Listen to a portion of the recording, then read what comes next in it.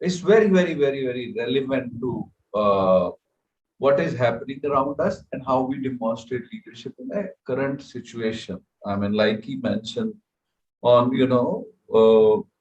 people of my age or this age would at a young age look for information, struggle to get information. Today, information is not an issue. You get everything on Google, and intelligent activity is to, or leadership challenge is to find what to find, on Google, like they explained very, very nicely. So thank you there. Thank you very much for a wonderful session. So what Huda did was, take you to current realism of what leadership in current times or in these changing time would be. I would take you to maybe, because he covered some of the things which I thought I would. I'll not duplicate. I'll just, but yes, leadership is a area where there are a few things which will not change with time. So I would rather, I would take you through a few classical things of leadership which are not going to change. Maybe in 100 years ahead also, like they have not changed, at least in my lifetime. So if you can go to the next slide, please. Yeah, so the key principle one is keeping, I mean, beginning with an end in mind. So a leader will always know what to achieve, what the end goal is, why something which is being done, and they never, never, ever lose focus from the goal they've set for themselves or for the organization. Or if the goal needs to be navigated, they don't lose sight of where did they start, for example. And if even if they deviate, it is very, very, what should I say, deliberate and within that framework. So a leader never gives up on the end result, and they don't get lost in means. And they, what happens is that once an organization or a leader sets up a goal for an organization, what happens after that? That you go in the pursuit of achieving that goal. And when you go in the pursuit of achieving that goal, there is a dailiness or there is a mundaneness of the process which comes on a day-to-day basis. And it is very, very, very, very normal for people to get lost in that dailiness or that routineness of why, of what to be done. Why is it being done? To do, why everything every day is spent. A leader never forgets, and he keeps the main thing. And that main thing is that goal to be achieved. I mean, I'll just give you an example. Nelson Mandela stayed in a small cell for 27 years. Did I mean, I can just realize, would he have ever forgotten what the purpose is? Because he chose non-violence. It is very easy to get provoked by an autocratic regime. It is very easy to get provoked by all the injustice. It is very easy to get provoked because a lot of things would have happened on a daily basis for those long years. One person kept the vision, and that person was not free. And that inspired a whole race, a whole nation to set their course right to achieve what South Africa achieved as a country in 90s.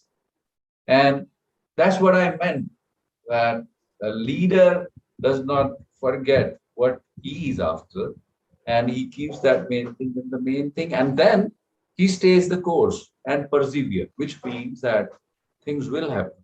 Few things will good things will happen. Few things bad will happen. Few things will be favorable, and a lot of things will not be not be favorable on a day-to-day basis.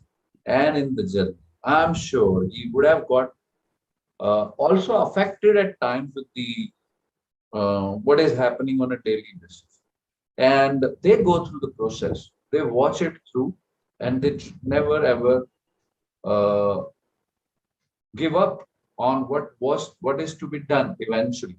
And as long as they have that kind of clarity, and most good leaders would have that clarity, most good leaders will keep getting that clarity for themselves, if what they set up to begin with was the what it was, and two, whether that needs to be shifted. And if that needs to be shifted, they have humility to change things, even change sometimes the process. So, like it is said for leaders that the goals are on concrete, the plans are on sand. And what leaders do typically is that they never lose sight of the goal. They keep changing the way the plan is, but they never leave the course. So the distance between a leader and his goal attainment, or an organization and his goal attainment, would be that space in between, which we typically call a plan. And a leader has the perseverance or ability to navigate through that process, even with changes, to reach the ultimate goal. So let's go to the next slide, please.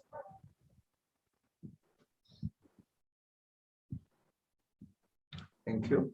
And another thing, quality which leadership inculcates, is to stay positive and not get affected by circumstances all the time. Because, circumstances will push you to change, to get bogged down, and it happens with all of us.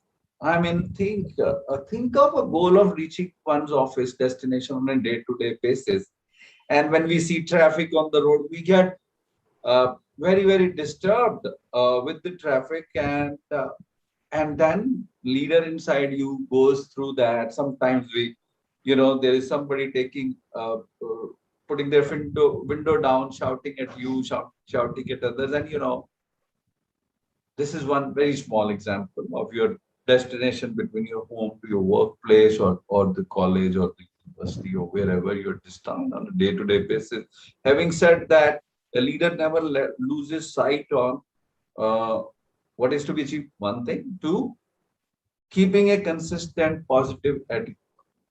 And I was reading a book by Robert Schuller, and he talked about possibility thinking.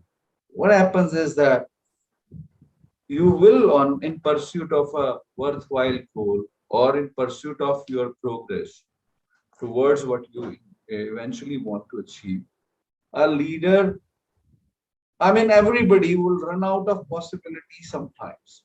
Sometimes you think, okay, you hit a wall. And possibility thinking is creative imagination and thinking of achieving your dreams and goals irrespective of everything else. Which means, what happens when you hit a wall? What happens when you come with an obstacle, and uh, you feel that you're stuck? That's when the leadership begins. It's also said leadership is a lonely place, which means, not everybody in that situation can think of a possibility which is unimaginable in a common understanding, on a common parlance, which also means that beyond reality lies possibility. And leadership, one of the very strong leadership behavior is to have that possibility thinking going on and on in leader's mind, and he never runs out of options. He or she will never run out of one more attempt, one more way, one more reason, or one more opportunity to try maybe the same thing one more time, but slightly different. And that's what possibility thinking is. And that's what leaders do. So, and it's where it does not come naturally to people to think possibilities. It does not come because it is easy to narrate, complain. It's easy to see an obstacle and react to it that we face. Now, leadership goes beyond that, and it can see beyond that obstacle, and that's what possibility thinking is. So, I feel that there is a leader inside all of us, and we We have to at times believe that, oh, we are leaders in ourselves and we can think where possibility seems ending, starts new possibility, starts new horizon. And that's what leadership is about. And that leader is inside all of us. And that is beyond negatives, and that is beyond failures, and that is keeping a consistent attitude and thinking, let's try one more time, one more way, one more day, one more moment. So next slide. Casting a vision. I mean, a leader would, uh, I think most of the leaders differentiate them from others when one, they have a vision for themselves and then they can cast that vision for others. So leader is somebody who can see what you can't see. Okay. If you are a leader, you can see what others can't see. And I very humorously also remember the David and Goliath story. What happened? Goliath was a big giant and everybody will fear him. And when David thought of facing him, everybody said he's too big to hit. And leader in, the Goliath is too big to hit. And the David said he's too big to miss. And we all know the end of the story is that Goliath was defeated. And we had a hero in young David. And so, and casting vision and having belief in that vision is what leaders have. Otherwise, it's all in the mind. I mean, he could have got overawed by opinions around him, and nothing would have changed. We would not be discussing this hundreds of years back, this story, in a webinar of mental health. It is relevant. It is relevant in any time. It is relevant in uh,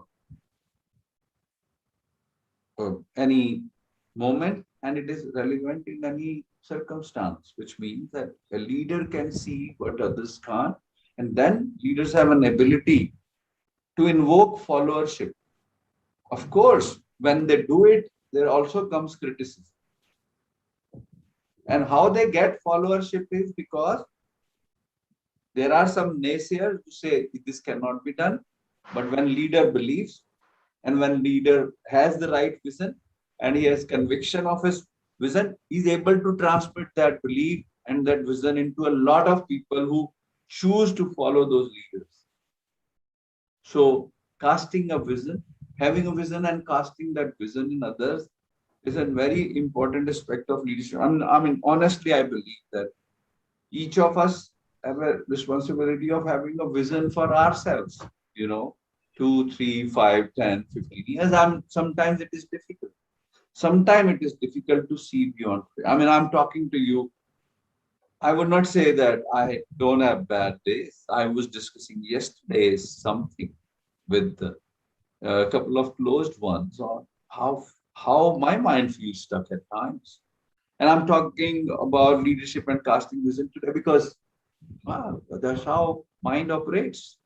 You start telling yourself you have limited opportunity, you cannot do this, you cannot do this, that, and the other moment, next one, and you say to yourself, oh, if you have right intent, if you have right goals, the new ideas will come.